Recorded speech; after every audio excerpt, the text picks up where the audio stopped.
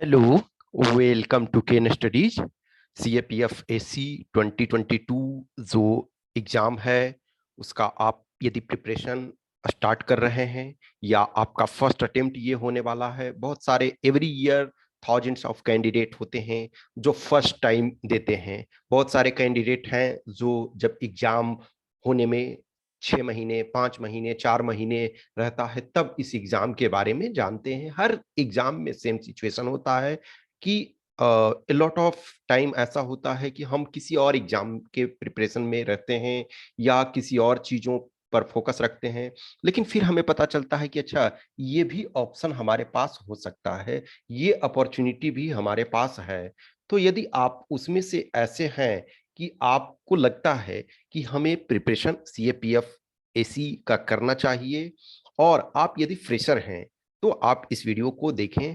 Obviously इसमें मैं जो कंटेंट और या बहुत सारी चीजों को नहीं प्रोवाइड करा रहा हूँ।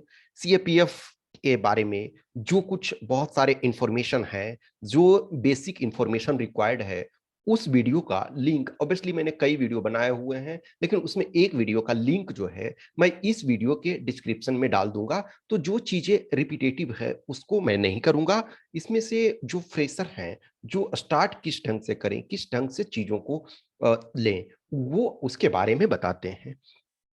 हर बार देखो, जो जितने भी कैंडिडेट होते हैं जो सेलेक्ट होते हैं, तो जब सेलेक्ट होते हैं उन कैंडिडेट की हम स्टोरी जानते हैं और उसमें भी आप सबका नहीं जान सकते हो। हाँ, आज के डेट में यदि आप प्रॉपर तरीका से अब यूट्यूब को एक्सप्लोर करोगे या डिफरेंट सोर्सेस को एक्सप्लोर करोगे तो ऑलमोस्ट सारे कैंडिडेट के बारे में कुछ ना कुछ आपको बेसिक इंफॉर्मेशन पता चल जाएगा। For example, as a teacher मैं 5 ईयर्स से 2017 बैच के कैंडिडेट से गाइडेंस स्टार्ट किया।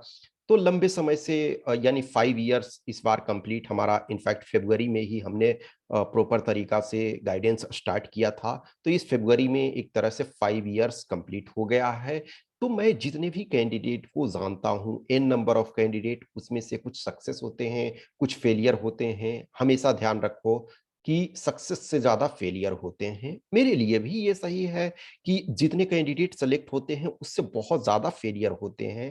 And I am not hesitating to say that कि यस, आप कोई भी, almost it is impossible type of things. हाँ, ये तभी हो सकता है कि आपका सक्सेस रेट जो है फेलियर से ज्यादा किसी टीचर या किसी के लिए तब हो सकता है जब वो उसी कैंडिडेट को ले, एकदम प्रॉपर तरीका से उसका टेस्ट ले करके, ठोक बजा करके कि एकदम ये ऑलमोस्ट क्वालिफाई करने वाला। आप ऐसा नहीं कर सकते हो क्योंकि आप नहीं जानते हो कि किस कैंडिडेट, कौन कैंडिडेट क्वालिफाई करता है।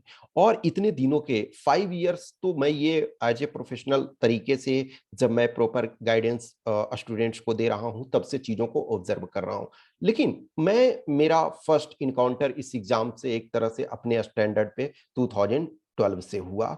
2012 में मैं एपियर हुआ, ऑब्वियसली रिटन क्वालिफाई कर गया 2012 में, लेकिन मैं इंटरव्यू में नहीं गया। उसके कुछ रीजंस थे, due to my own compulsion whatsoever. लेकिन 2013 में फाइनली मैं सेलेक्ट हुआ। तो एक तरह से 2012 से इस ईयर देखो तो 10 ईयर्स हो जा रहा जब से मैं इस एग्जाम को ऑब्जर्व कर रहा हूँ। हर वो ईयर में देखोगे कि बहुत सारे कैंडिडेट ऐसे सेलेक्ट होंगे जिनसे आप आशा नहीं करोगे कि ये सेलेक्ट हो सकते हैं, और बहुत सारे ऐसे कैंडिडेट सेलेक्ट नहीं हो पाते हैं जिनको आपको लगता है कि वो हर हाल में सेलेक्ट होंगे।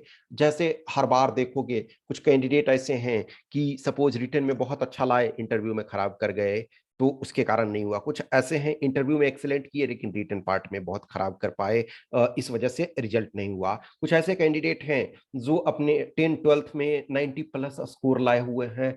इन नंबर ऑफ कैंडिडेट मिलते हैं। कभी मैं जब स्टूडेंट्स को रियली देखता हूँ कि कोई कैंडिडेट 90+ स्कोर लाए हुए हो है, तो जब मैं अपना स्कोर कंपेयर करता हूँ तो लगता है कि यार ये स्टूडेंट तो बहुत हमसे बहुत बहुत अच्छा है। एक तरह से 10th में 90, 12th में 90, हमारा सब ड्रीम भी नहीं आता था कि 90 लाना है, कभी सोचता ही नहीं था ड्रीम। हाँ, 80 का सोचता था लेकिन अनफॉर्चुनेटली नहीं आया।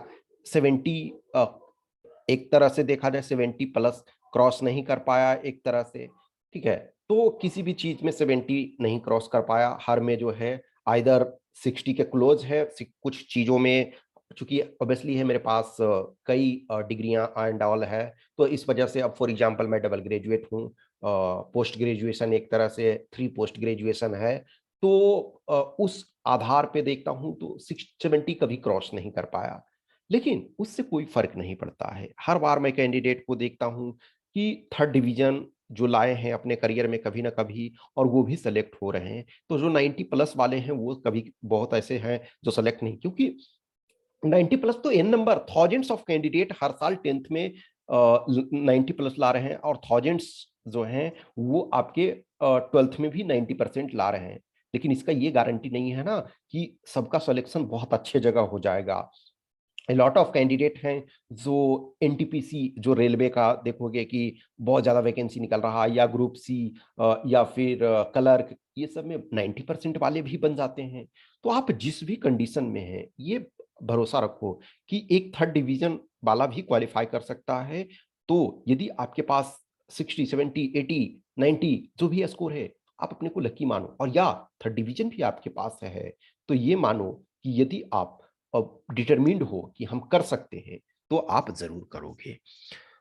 तो हम सबसे पहले स्टार्ट कहाँ से करें? ये जो होता है ना, लॉट ऑफ कैंडिडेट के पास किसी हर कोई कभी ना कभी नया होता है। आज मैं जो कुछ आपको बता रहा हूं तो ऐसा नहीं है ना कि मैं हर कुछ जानता था। वो जो कहते हैं ना, यह रहीम निज संग लय, जनमत जगत न कोय, बैर प्रीति अभ्यास यस होत ही होत। कहते हैं रहीम कबीर जी, अब्दुल रहीम खान ए खाना, कि यह रहीम निज संग लय, जनमत जगत न कोय, कि बैर यानी किसी से दुश्मनी, प्रीत लव, अभ्यास कोई चीज का, यस तो ठीक है, ये क्या है, होत ही होते होते हो जाता है। कि कोई भी चीज किसी से आप पैदा होते ही दुश्मनी मोल नहीं ले लिए, किसी चीज से प्रीति प्यार लव करना, वो वो सब्जेक्ट भी हो सकता है, पर्सन भी हो सकता है, ऑब्जेक्ट भी हो सकता है, टाइम भी हो सकता है। तो किसी चीज को आप धीरे धीरे करते करते करते हो। वो जो कहते हैं ना कि जो कोई भी चीज को हम 1000 माइल का जो जर्नी होता है, तो सिंगल स्टेप से ही शुरू होता है। तो सबसे पहले जो है, हम लोग के गांव में जो कहते हैं ना, ऑब्वियसली आप शायद उस बैकग्राउंड से होगे तो हो सकता है आपने सुना होगा। तो जो हम लोग के यहाँ कहते हैं, नाधा तो आधा। नाधा का मतलब है स्टार्ट, यदि आपने कर दिया। नादना का मतलब स्टार्ट करना। यदि किसी काम को आपने स्टार्ट कर दिया तो हाफ आपका कंप्लीट हो गया। नाधा तो आधा, यानी कि स्टार्ट कर दिए हैं तो आधा ऑलमोस्ट आपका काम हाफ कंप्लीट हो गया। तो स्टार्टिंग में सबसे पहले जो प्रॉब्लम होता है कि किसी चीज के बारे में, अब देखो इसमें दो चीजें हैं। एक तो आप लास्ट ईयर का जो नोटिफिकेशन है, ठीक है, जो लास्ट ईयर में नोटिफिकेशन आया है एग्जाम का, ठीक है, उसका आप एक पीडीएफ जो है वो डाउनलोड कर लो और उसको देखो। ठीक है, वो उस जो पीडीएफ है उसको आप देखो, ऑब्जर्व करो कि क्या क्या इसमें रिक्वायरमेंट है। ऑब्वियसली मैंने रिक्वायरमेंट जो मैंने जिस वीडियो के बारे में जिक्र किया, कि जिसका लिंक इस वीडियो के डिस्क्रिप्शन में मिल जाएगा, उसमें हाउएवर मैंने सारी चीजों को जितना पॉसिबल हो सकता है बेसिक इंफॉर्मेशन प्रोवाइड कर दिया है। आप उसको देखोगे। अदरवाइज आप खुद से एक बार ये कर सकते हो कि जो लास्ट ईयर का यानी 21 का जो नोटिफिकेशन है उसको एक बार डाउनलोड कर लो, या नहीं आप होता तो नंबर जो हमारा दिया हुआ है आप उस पर मैसेज करोगे तो मैं आपको दे दूंगा। तो पहले उसको एक बार पढ़ो। अब जब उसको आपने एक बार पढ़ लिया, तो लास्ट के 2 to 3 इयर्स, स्टैंडर्ड 3 इयर्स होता है, 3 इयर्स के पेपर आप लो। फॉर एग्जाम्पल आपका लास्ट 21, 2020 एंड 2019, ये 3 इयर्स के जो पेपर हैं उनको आप देखो। उनको आप यूपीएससी की वेबसाइट पे आपको फ्री में अवेलेबल है या नहीं है, तो ऑब्वियसली उसके लिए भी आप मैसेज कर सकते हो, मैं प्रोवाइड करा दूंगा, या फिर मैंने वीडियो भी बनाया उस है। तो आप पेपर 1 और पेपर 2 इन दोनों को ईमानदारी से देखो, टाइम दो प्रॉपर तरीका से। अब जस्ट इमेजिन करो कि पेपर 1 में जो है वो आपको 2 आवर्स है, तो चूंकि पेपर 1 में आपके क्वेश्चंस ज्यादा होते हैं, तो इसमें आप 3 आवर्स दो, या एक पेपर में आप प्रॉपर तरीका से देखते हो 5 आवर्स दो एक पेपर में। हर क्वेश्चन को प्रॉपर तरीका से पढ़ो। जस्ट इमेजिन करो कि 3 पेपर है, 2021, 20 एंड 2019, तो पेपर 1 में 5 आवर्स ईच पेपर को दो। हाँ, हो सकता है आप कंफर्ट हैं तो आप 3 आवर्स दो, 2 आवर्स दो, 2 to 5 आवर्स आप जितना में कंफर्टेबल हो हर पेपर को, सॉरी आवर्स, ठीक है ना, आई एम सॉरी, आवर्स दो। अब पेपर 2 लेकिन जो है, पेपर 2 एक्चुअल में एग्जाम में 3 आवर्स होता है पेपर 2 में लिखना, लेकिन इसमें एनालिसिस करने में आपको कम टाइम लगेगा, तो इसमें 1 आवर to 2 आवर्स दो। ये काम आप नोटिफिकेशन पढ़ने के बाद ये काम करो कि दोनों पेपर को देखो। देखो, यदि आप 22 में अपियर होने वाले हो सपोज, तो आप ऑलरेडी या तो ग्रेजुएट हो चुके हो, कुछ लोग पोस्ट ग्रेजुएट भी हो चुके हो, या तो ग्रेजुएट हो चुके हो या फाइनल ईयर में आप हो। यदि आप फाइनल ईयर में हो, ग्रेजुएशन आप या तो कर चुके हो या पोस्ट ग्रेजुएशन कर चुके हो, तो बिलीव मी, आपने किसी भी सब्जेक्ट से किया हो, चाहे आपने हिस्ट्री से किया हो, चाहे संस्कृत से किया हो, या मैकेनिकल इंजीनियरिंग से किया हो, या फिर रोबोटिक्स से किया हो, आप दीन दुनिया से अवेयर हैं। जो कुछ घट रही है घटनाएं, यूक्रेन के बारे में थोड़ा आपने जरूर देखा होगा न्यूज में, जो कुछ चीजें हो रही है, पुलवामा अटैक यदि हुआ था तो आप थोड़ा सा अवेयर हो गए। दिल्ली में सिलेंडर, ऑक्सीजन सिलेंडर क्राइसिस था, तो आप चाहे संस्कृत में ग्रेजुएशन कर रहे थे या फिर मैकेनिकल और इलेक्ट्रिकल और कंप्यूटर साइंस में, आप उस चीज से अवेयर थे। तो आप ऐसा नहीं कह सकते हैं कि हम तैयारी नहीं कर रहे थे तो हम वैक्यूम में हैं।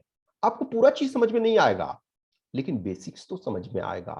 तो 3 इयर्स का पेपर लास्ट देखो, उसको समझो, अच्छा खासा टाइम दो, और जो पेपर 1 है, पेपर 2 है, उसको आप सॉल्यूशन भी फाइंड करने का कोशिश करो कि जितने हैं, मान के चलो 125 क्वेश्चन है, अब मैथ सही है, सोल्व करने का कोशिश करो, उसको देखो, उसके आंसर फाइंड करने का कोशिश करो। कुछ क्वेश्चंस को ये आया जिसको आपको थोड़ा कंफ्यूजन लगता था, उसको नेट पे सर्च करने का कोशिश करो। इस ढंग से एनालाइज करो, चीजों को करो। अब ये इसमें टाइम लगेगा, आपको थोड़ा सा टाइम देना है। आपका नोटिफिकेशन अप्रैल में आना है, एग्जाम आपका अगस्त में होना है, अभी भी आपके पास टाइम है। अब जब एक बार आपने इन चीजों को कर लिया, अब आपको लगता है कि हाँ, हम क्वालिफाई कर सकते हैं, हम एलिजिबिलिटी क्राइटेरिया क्वालिफाई कर रहे हैं। For example as, general candidate के हैं 20 से 25 ईयर्स, ओबीसी हैं 20 से 28 ईयर्स, एससी एसटी हैं 20 से 30 ईयर्स, ये एज है। तो आप यदि इस ब्रैकेट में हो, आपका अटेम्प्ट है, तो और लगता है एलिजिबल है, फिजिकली भी आप मेडिकल स्टैंडर्ड आप फॉलो करते हैं, आपको लगता है हाँ हम सब तरीके से हैं, तो आप इस पर जोर दे सकते हो। अब 3 इयर्स का आपने पेपर भी देख लिया, अब यहाँ से अब ये होपफुल हो गए कि हाँ हम कर सकते हैं, हम करना चाहते हैं। बहुत इंपॉर्टेंट ये होता है कि मुझे करना है, और एक होता है ना कि चल ठीक है देख लेते हैं। There is very difference. Sometime एक बहुत अच्छे कैंडिडेट प्रॉपर फोकस नहीं करते हैं, प्रॉपर डिटरमिन्ड नहीं रहते हैं, समटाइम सेकेंडरी ऑप्शन में रखते हैं, इस वजह से भी क्वालिफाई नहीं होते हैं। हाँ, एक बार जिनका लेवल आ चुका हुआ होता है, तो वो कहते हैं ना विक्टर ह्यूगो मोमेंट, कि no power can stop the idea which time has come. तो यदि कोई ऑलरेडी वेल प्रिपेयर्ड है, सिविल सर्विसेज का आप एग्जाम दे रहे थे, आप मेंस वेंस लिखे हुए, बहुत सारे कैंडिडेट मिलते हैं जो ऑलरेडी सिविल्स का मेंस दिए हुए हैं, लेकिन उनका भी 2 नंबर 5 नंबर 8 नंबर से सिलेक्शन नहीं हो पाता है, बट स्टिल यदि प्रॉपर तरीका से फोकस करते रहते हैं तो जरूर हो जाता है। तो आपने एक बार डिटरमिन कर लिया, अब जो बेसिक बुक है उसको आप एक बार पढ़ो। इवन इफ आपने पढ़ लिया है फिर भी उसको पढ़ो, ठीक है। अब बेसिक बुक को पढ़ने में देखो, इसमें तो आपने 3-4 दिनों में, सपोज 4 डेज में आपने ये सब काम कंप्लीट कर लिया, 4 या 5 डेज, ये 4 एंड 5 डेज लगा। लेकिन ये बेसिक्स पढ़ोगे तो इसको पढ़ने में आपको 2 to 4 मंथ्स एक तरह से लगेगा। लेकिन अब 4 मंथ्स डायरेक्ट इसमें नहीं लगा सकते हो, टारगेट ये रखो कि हम 2 मंथ्स 3 मंथ्स में एटलीस्ट बेसिक्स पढ़ लें। ठीक है, मान के चलो कि मार्च और अप्रैल में आपने बेसिक कंप्लीट कर लिया, मार्च अप्रैल में बेसिक कंप्लीट कर लिया, उसके बाद आप टेस्ट लिखना स्टार्ट करो। ठीक है, टेस्ट लिखो, फीडबैक लो, जो भी होता है पेपर 1 पेपर 2 दोनों को टेस्ट लिखो। तो स्मॉल स्मॉल स्टेप से स्टार्ट करो। जो हमेशा है कि 1000 माइल का जो दूरी होता है वो एक ही स्टेप से स्टार्ट होता है। एक अंधेरी रात में आप लालटेन लेकर के चल रहे हो, तो लालटेन का प्रकाश हो सकता है 20 कदम ही आपके 20 स्टेप्स दूर तक ही दिखाई दे उसके प्रकाश से, लेकिन आपको भयभीत नहीं होना है कि आगे क्या है। हाँ, वही अब आगे 20 स्टेप्स बढ़ोगे तो नेक्स्ट 20 स्टेप्स के आगे आपका प्रकाश दिखेगा। तो हमेशा ये स्मॉल स्मॉल स्टेप्स को लेना है। कुछ एक कैंडिडेट ये होते हैं जो ऑलरेडी अटेम्प्ट लिए लेकिन शायद लास्ट टाइम सीरियस नहीं थे। अब आप सीरियस यदि हो गए हो, आपको लगता है नाउ आई एम सीरियस, जब जागो तभी सवेरा। और a lot of time candidate, जैसे इस बार मैंने एक candidate third division, post graduation में third division, this was his seventh attempt. अब जस्ट इमेजिन करो कि obviously seventh attempt general candidate को नहीं मिलेगा, ही वाज ओबीसी कैंडिडेट।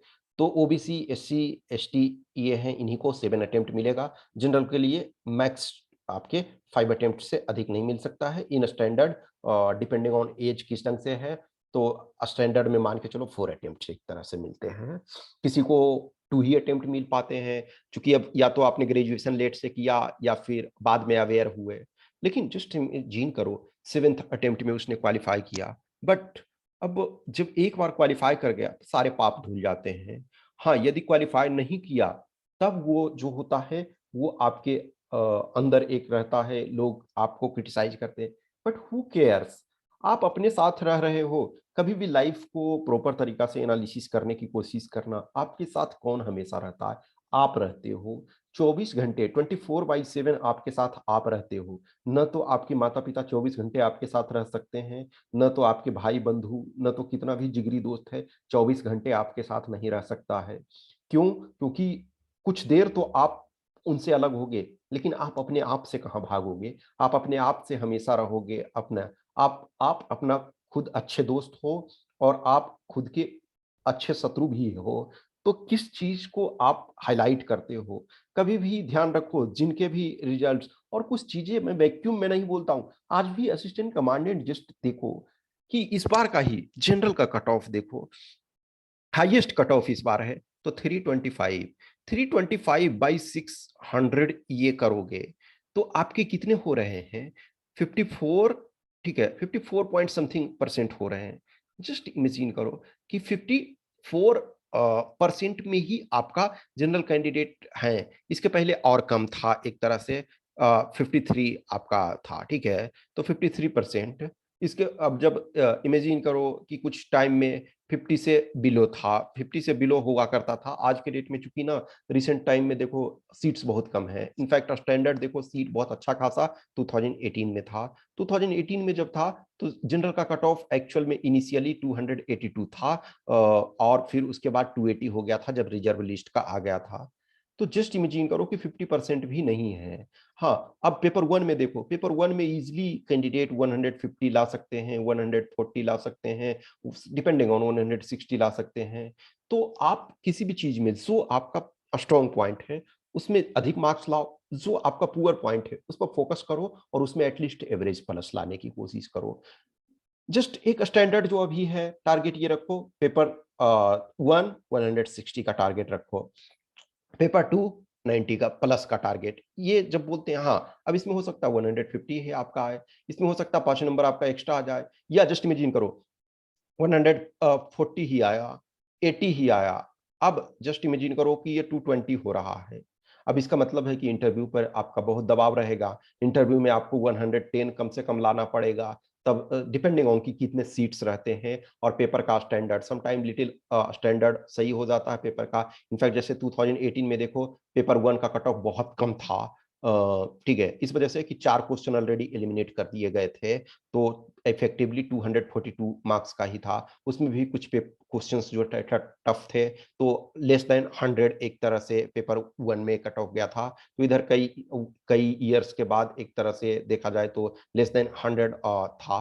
तो आप देखो depending on paper one, paper two toughness पर डिपेंड करता है, लेकिन आपका एक स्टैंडर्ड एवरेज प्लस में रखो। जो स्ट्रेंथ आपका है जो उसको पहचानो और दूसरे से कंपेयर मत करो, अपना स्ट्रेंथ देखो।